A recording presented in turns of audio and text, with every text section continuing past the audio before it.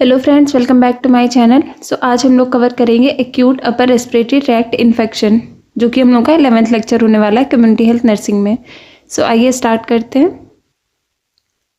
So definition क्या होती है upper respiratory tract infection. Upper respiratory tract infection जो है refers to infections affecting the upper part of the respiratory system involving any part like the nose, sinuses, pharynx and लैरिंग्स।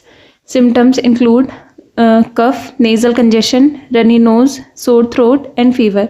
So upper respiratory tract infection क्या होता है, जो कि क्या करता है, जो रेस्पिरेटरी सिस्टम होता है उसके अपर पार्ट जो होता है उसको अफेक्ट करता है, जैसे कि नोज हो गई, साइनसेस हो गए, फेरिंग्स हो गया, लैरिंग्स हो गया।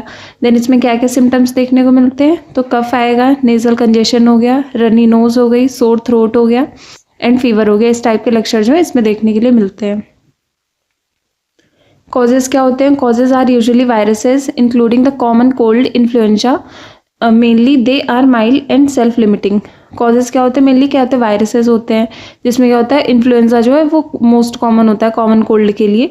Mainly they are mild and self limiting. Mainly क्या होते हैं, माइल्ड होते हैं और क्या होते हैं सेल्फ लिमिटिंग, मतलब अपने आप ही क्या हो जाते हैं, ठीक हो जाते हैं। सो इसमें सबसे पहला टॉपिक हम लोग कवर करेंगे राइनाइटिस। सो आइए देखते हैं राइनाइटिस क्या होता है। Rhinitis is an inflammation of the nasal mucous membrane.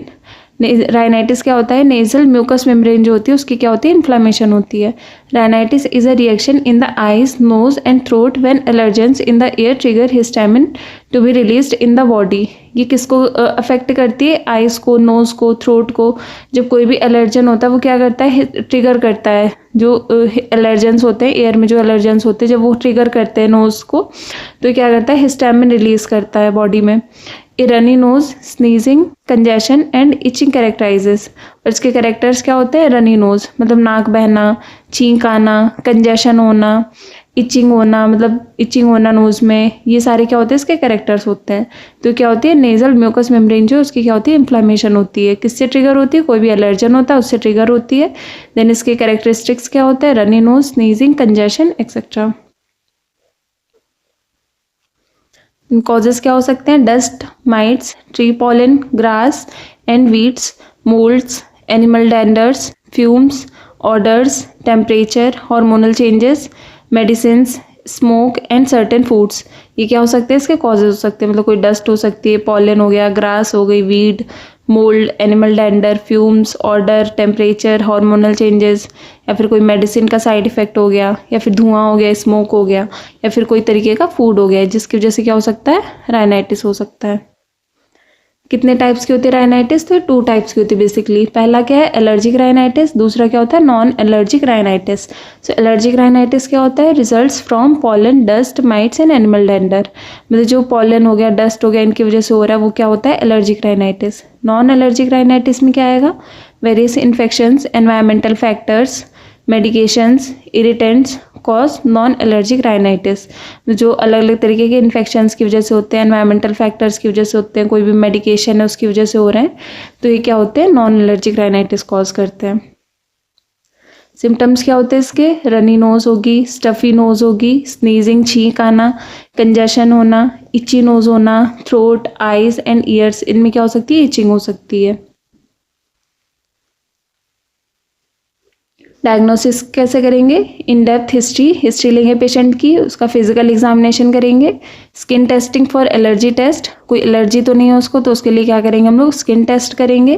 Then CBC test करेंगे टू डायग्नोस एलर्जीज, मतलब कोई एलर्जीज तो नहीं, WBC's काउंट तो नहीं बढ़ा हुआ है, तो इसके लिए क्या करेंगे, सीबीसी जो है वो टेस्ट करेंगे। ट्रीटमेंट में क्या करेंगे, एंटी हिस्टामिन्स, जैसे क्या करता था बॉडी में हिस्टामिन रिलीज करवाता था, तो क्या देंगे हम लोग ट्रीटमेंट में, एंटी हिस्टामिन्स। कॉर्टिकोस्टेरॉइड्स, इन्फ्लामेशन को कम करने के लिए क्या देंगे, कॉर्टिकोस्टेरॉइड्स। नोज स्प्रे देंगे, जो कंजेशन है उसको कम करने के लिए क्या देते हैं हम लोग, नोज स्प्रे। डीकंजेस्टेंट्स देंगे।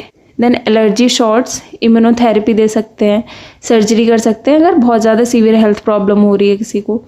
Then lifestyle changes and avoiding allergens, patient को क्या बोलना है कि लाइफस्टाइल चेंजेस करें और अवॉइडिंग एलर्जेंस जो उनको अवॉइड करें। देन नेक्स्ट टॉपिक हम लोग कवर करेंगे साइनोसाइटिस। सो देखते हैं साइनोसाइटिस क्या होता है। Sinusitis is an inflammation of the tissue lining of the various sinuses. जो डिफरेंट टाइप्स के जो साइनस होते हैं हम लोगों के, उनकी क्या होती है, लाइनिंग होती है, उसकी इन्फ्लामेशन हो जाती है अगर, तो उसको क्या बोलते हैं, साइनोसाइटिस बोलते हैं।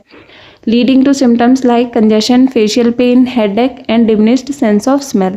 क्या क्या सिम्टम्स होते हैं इसमें? कंजेशन होगी, फेशियल पेन होगा, फेस पे क्या होगा? पेन होगा, हेडेक होगी, डिमिनिश्ड सेंस ऑफ स्मेल, जो स्मेल करने की जो क्षमता होती है वो क्या हो जाएगी? कम हो जाएगी। कितने टाइप्स की होती है? तो 4 टाइप्स की होती है। पहला क्या है? Acute sinusitis. इसमें क्या हो जाएगी? Last for a short period, मतलब शॉर्ट पीरियड के लिए होती है, typically less than 4 weeks, of and following A cold. मतलब क्या होते हैं? 4 वीक्स जो है उससे कम की होती है। एंड इसमें क्या होता है? फॉलोइंग अ कोल्ड, मतलब कोल्ड की तरह के सिम्टम्स होते हैं इसमें। सब एक्यूट साइनोसाइटिस क्या होता है? Symptoms can last up to 12 weeks, मतलब 12 वीक्स तक रह सकती है, मतलब 3 महीने तक रह सकती है ये। This condition commonly occurs with seasonal allergies और बैक्टीरियल इन्फेक्शंस। किसकी वजह से होती है? बैक्टीरियल एलर्जी, सीजनल एलर्जीज जो होती है उसकी वजह से हो सकती है, सीजनल हो सकती है ये, या फिर बैक्टीरिया के इन्फेक्शन जो होते हैं, बैक्टीरियल इन्फेक्शन जो उनकी वजह से हो सकती है। Then recurrent acute sinusitis. Recurrent acute sinusitis में क्या होगा? The patient have at least 4 episodes of acute sinusitis, मतलब पेशेंट को क्या होंगे? एटलीस्ट 4 एपिसोड्स होंगे एक्यूट साइनोसाइटिस के ओवर 1 ईयर, एक साल में लगभग 4 एपिसोड्स एक्यूट साइनोसाइटिस के। Then each episode must last for at least 7 days. हर एपिसोड कितने दिन का होना चाहिए? कम से कम 7 डेज का होना चाहिए। तब क्या बोलेंगे हम लोग उसको? रिकरेंट एक्यूट साइनोसाइटिस बोलेंगे। देन है क्रोनिक साइनोसाइटिस। क्या होता है? This last more than 12 weeks and can be caused by infections, nasal polyps और ए डेविएटेड सेप्टम।